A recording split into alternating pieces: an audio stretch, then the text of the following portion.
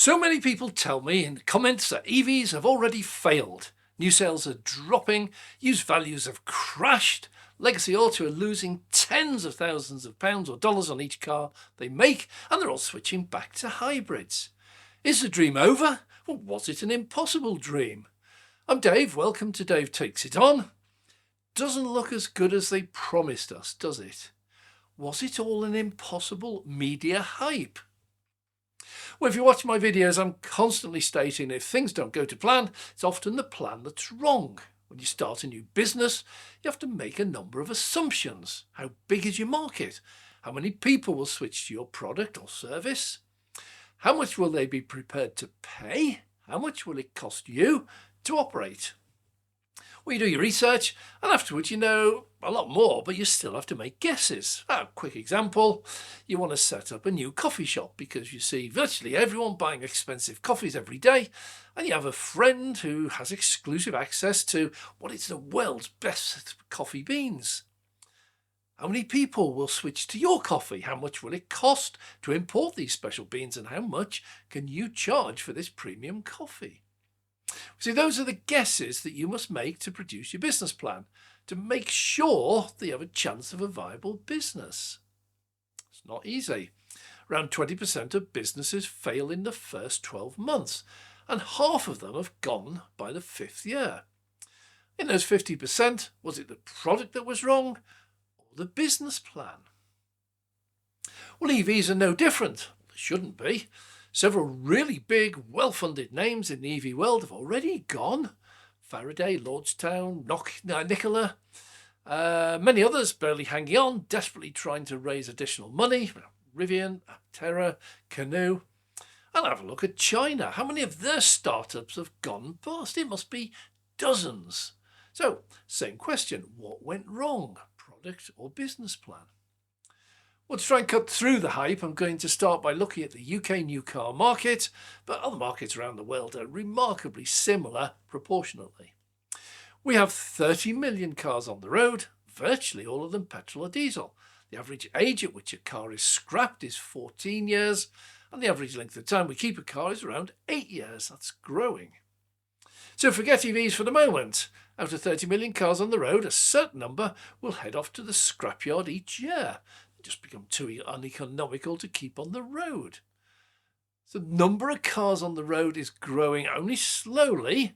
It's about 500,000 a year on average, yet we sell 2 million new cars each year, and that figure has been falling steadily for the last 20 years. So more than 1 million must be being scrapped each year, and actually that tallies with figures from the scrap industry. They report that number one car being scrapped is Ford Focus, followed by Vauxhall Astra, Corsa, Fiesta, Golf. So we've got an elimination already. People who hang on to their cars until they fail and are just scrap are highly unlikely to go out and buy a brand new expensive EV.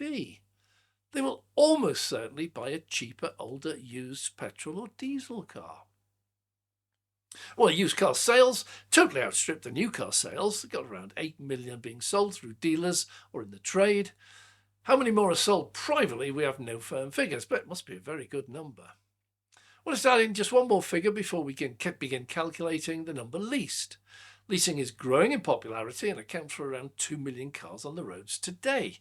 And almost 30% of new sales each year are lease. Yep, a lease car is still a sale. The manufacturer sells it to the leasing company, who leases it to the end user. That's you, the driver.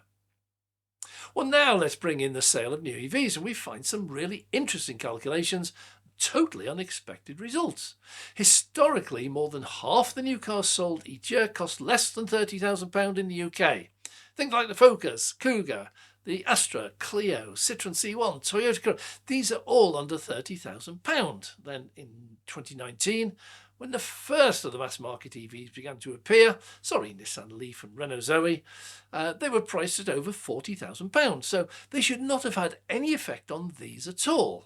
Of the remaining million new sales, there were less than 50,000 EVs actually available, imported, offered for sale in the UK.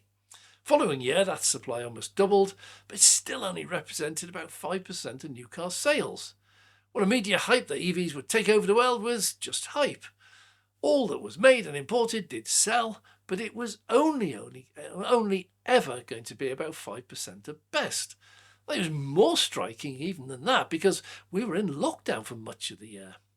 Diving deeper, since most owners tend to stick with their favoured brands, the legacy auto sold very few EVs in 2020, the Tesla Model 3 was a simply remarkable success, taking sales disproportionately not only from the limited over 40k new car sector, but it took significant sales from traditional under 30k sector. People were spending far more than ever before to buy their first EV. And 2021-2022 followed a rapid, totally unexpected growth pattern, till the launch of the Model Y late in 2022, when the sale of new EVs suddenly rocketed and Model Y went on to become the best-selling car in the world the following year, a feat that has never occurred so quickly in the history of the motor industry. But this was an almost single-handed effort. While Tesla's gone on to sell 6 million EVs worldwide, China sold about 10 million, but they're mostly internally, these little cars. The efforts of the legacy autos languished dismally, accounting for only a few million between them all. Ford, GM, Stellantis, Toyota, Honda, the entire German auto industry, Ford and GM, for example, each managed a pitiful 70,000 new sales of EVs in 2023. Add up the worldwide EV production rate and you start to see the reason why you don't see even more EVs on the roads. China, at full production rate, could muster about 10 million new EVs a year, but for the worldwide market, only a few of those would be legal in the West. Tesla could probably muster about 3 million, Legacy Auto somewhere around about 1 million, and that's a separate video. Why did Legacy Auto fail so dismally at EVs? Anyway, new EV factories are in the pipeline and maybe another 1 million might be added, coming online in 2024. The simple fact is that the EV total world output this year is considerably less than 20 million, probably nearer 10, including China, but probably nearer 5 million in the Western world. That's out of a total world market of more than 80 million sales forecast in 2024. So even if the entire world output of EVs was offered to the UK, we would still only ever sell about 2 million cars. Most people can't afford a new car. And of those who can, most would be buying at well under 30k. So, not EVs. Now imagine if every single person buying a new car did buy an EV. It's still only 2 million sales out of 30 million cars on the road. Still a small fraction. Likewise in America, they sell around 15 million new cars every year. Average price about £37,000 equivalent. But there are 250 million cars on the road. So at that rate, it would take America over 15 years to replace them all. And remember, not everyone can afford an EV, not even in America. But look at Norway, and you see the scale of the challenge. Today, around 90% of all new car sales are EVs. Absolutely massive. But only about 30% of the cars on the road are EVs. There's still loads of older petrol and diesel cars still going. It's likely to take a further decade in Norway before the last of those heads off to the scrapyard. This was never going to be an overnight takeover by EVs anywhere in the world. Even in China, the world's largest EV manufacturer, well, today well under 50% of new sales are EVs. They have 1.5 billion petrol and diesel cars on the road throughout the world. This is a marathon, not a sprint. So to answer the original question, which was wrong, the product or the business models? The product, EVs in general, is a disproportionate success, and the business models are largely dismal failures. The media blew those business models out of all proportion, and they were just stupidly wrong. We need to head back to having our feet firmly on the ground. EV sales are growing nicely at a time when ICE car sales are in decline, and they're still below that achieved way back in 2010. The average price of an EV is still well too high, and it is at last heading downwards rapidly. But the average legacy auto attempt at EVs is pitiful.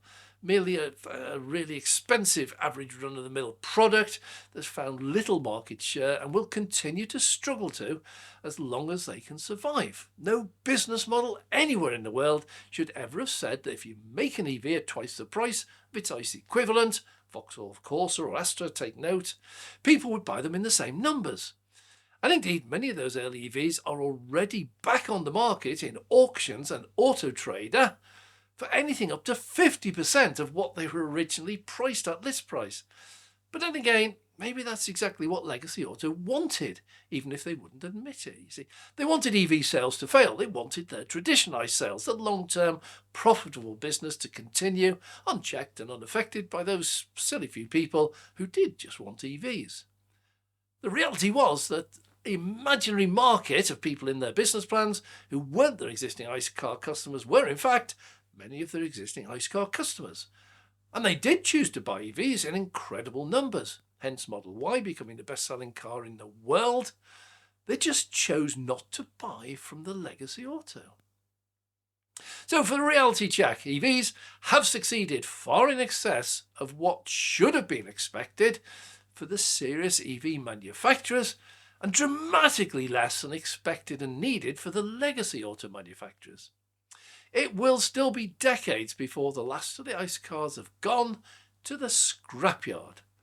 A serious case of media hype. Well, thanks very much for watching this video. If you have enjoyed it, please click the like button.